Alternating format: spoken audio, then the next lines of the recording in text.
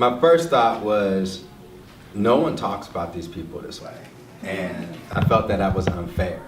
I think that sometimes in church we have a tendency to hide behind the miracles, and I think that that can be lazy because it doesn't require any work. It's kind of like you just wait on God to do something, and you don't have to do anything but wait and pray and kind of treat God like a bellhop. So I felt like no one gets into and how hard life was, and the fact that these were young people. They had family issues, they had of all that, you know, God believed in them and they believed in themselves. So in writing it, I just wanted, my focus was on the reader and telling them the whole truth in spite of what they thought they believed about who these people were. So, before you even thought about writing the book, well, when you was thinking about writing the book, did you think about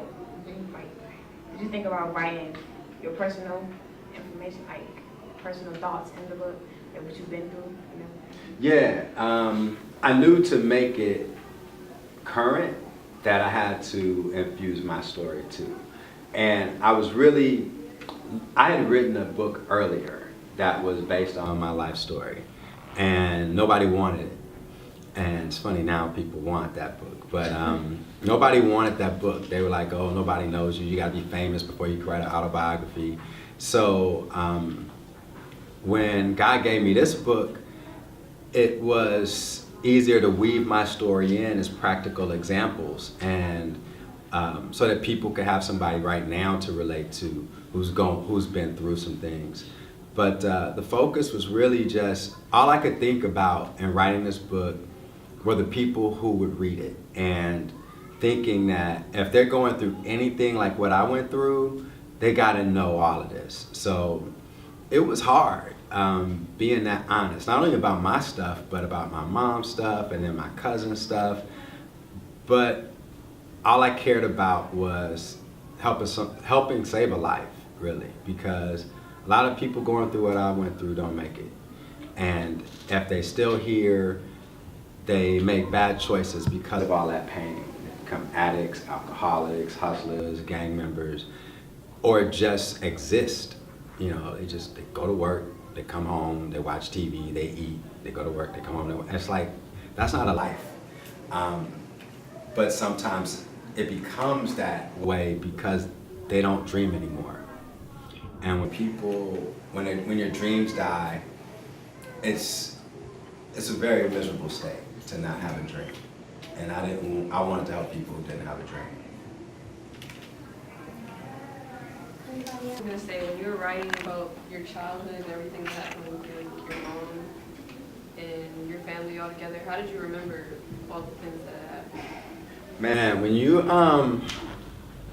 go through kind of things that I went through, you don't forget because they haunt you all the way into an adult. And those stories, those memories impact. If you don't deal with them, they impact everything you do as an adult. You may not be conscious of it, but all of those negative experiences will shape your decision making, will shape your beliefs about yourself, how you feel how you feel about other people, how you treat other people. So I never forgot. Some things I think I have forgot because they were so painful.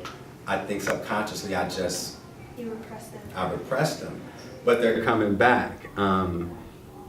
When I talk to my cousin sometimes, she reminds me of situations. Like I wrote a blog post once because I remembered how when we lost everything and my mom was an addict, I was living with my grandparents. I didn't have a room. I slept in the living room on the couch or on the floor. So all of my stuff was in the closet, and there were times when I would go sleep in the closet, like with my stuff, because I just wanted to be alone and I wanted to dream. And sometimes I just wanted to cry, and I didn't want anybody to bother me or pick on me. And I would fall asleep in that closet, and you know, I'd sit in there daydreaming, and the next thing you know, I was knocked out and in that closet for hours because it was the only escape I had. And I would hear my grandmother, she knew that was my hiding place. and she'd come get me, tell me to come eat, or I'd hear somebody say, "Where's Romal?" Sometimes I'd come out, sometimes I'd just stay there, because I just wanted to be away from it all. But those stories come back sometimes. I'm working on this new book, and a story that I wrote about that made me cry, it caught me off guard, was a simple story of how I used to hold my mom's hand crossing the street when I was a kid, and those are some of my fondest memories. And I remember the day and where we were when I decided I didn't want to hold hands anymore. That I was a big boy, you know, I can walk across the street without holding her hand. We got off the bus and we were crossing the street, waiting on the light to turn. And I was like, the light turned and she grabbed my hand like she normally does. And I was like, Mom, I let go. I was like, I want to walk across by myself. And she looked with shock, and then she smiled. Because the shock was like, you know, what you doing? And the smile was like, my baby's growing up. And so she was like, you sure? And I was like, yeah. And then writing that, it hit me. It was like, man, I would give anything to hold her hand again. You know, you get to a point when you're young where you can't wait to grow up and be independent. And then you get to another point when you're grown, when you're like, I just want some of those childish moments back. Like, I just want my mama to hug me. I just would give anything to hold her hand, you know. But, you know, you let go at points, but I think in some ways you just never should let go. But when we're young, we don't know that. Why did you choose Graffiti for the title? I didn't, actually. That's not the title I wanted. And my title was Good Enough or You're Already Good Enough. And it wasn't a great title, but the publisher, we were battling back and forth over titles. I have this friend, Tashawn. She's brilliant. She comes from the entertainment industry. She's worked with like Usher and, you know, Lady Gaga, Dr. Dre, all these cats, right? Doing brand development. And I was in a panic, and so I called her, and I was like, I'm done with this, you know, I don't want to work with them, we can't get a title. And she said, tell me about the book again. So I told her a couple of snippets of the book. She said, hang up, I'm gonna send you a few titles to send them. She sent me like 5 or 6 titles, and several of them were really good. So I picked the 3 that I really liked, but I sent them all to the publisher, and they liked the number of them too. We agreed on God's Graffiti. And then we didn't agree on the subtitle, because the subtitle was supposed to be God's Graffiti, God's Word Written on Your Life. And they didn't want that because it said God twice. I was like, that didn't make sense. So so then I went back to Tashawn, and she said, okay, what about, they wanted it to be focused on young people. So it became Inspiring Stories for Teens, which really narrowed the audience of the book. But I get all these adults who read it, and they're like, this is helping me. So people kind of want another version, but the next book will be some of that, but more. It's just a bigger audience that actually includes it's not focused on the Bible as much.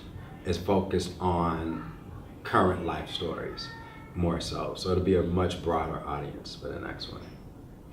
And plus, you know, I'm trying to do more international stuff. So I'm trying to hit Germany, China, Brazil, Italy. I'm trying to do it big.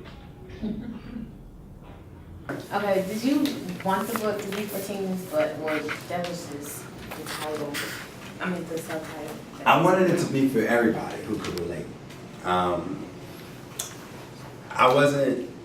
I knew when I was writing was that there are people who have gone through what I'm going through. I read this book, at the time I was preparing to write God's Graffiti, I read, it was this book by Bob Berg, it's called The Go-Giver. I read that, and then I read The Alchemist, and then I read The Millionaire Messenger. And all 3 books are about purpose and journey, giving and receiving, pursuing your dream in different ways. But The Millionaire Messenger was the one that made me focus on writing in such a way that it helped people. Because in that book, he basically says there's something in life that you know how to do and that you've been through that thousands of other people are trying to figure out, but you've already done it. And so you have to figure out how to get that to them. So for me, it was like, I know how to get out the projects, right? Like, I know how to overcome that pain of, you know, a drug addict mom, an alcoholic mom, not knowing my dad. My uncles are hustlers and addicts. My aunt is a hustler. You know, one of my uncles was a pimp for a minute. Like, I know how to survive that, you know, being gang affiliated, doing all the things that we did where I come from. I know how to get out of that and get an education and change my life and help people. So at the core of it, it wasn't just about getting out of that, it was about getting out of that emotional space. Because it's never the circumstance, it's always what you think of yourself in your emotional space. And a lot of people are walking around emotionally and spiritually just broken. And they just float through life trying to stop from being hurt again. And I know how to heal from that and reconcile with that. And so I wanted to help other people do it. Like, be courageous enough to own that, man, that stuff hurt. And I'm going to say what it is that hurt me. And then I'm going to forgive or heal from it, but I'm not gonna let it make me stay stuck here. And then once I heal, I'm going to get somebody else. So I kind of like, I'm the Harriet Tubman of the projects.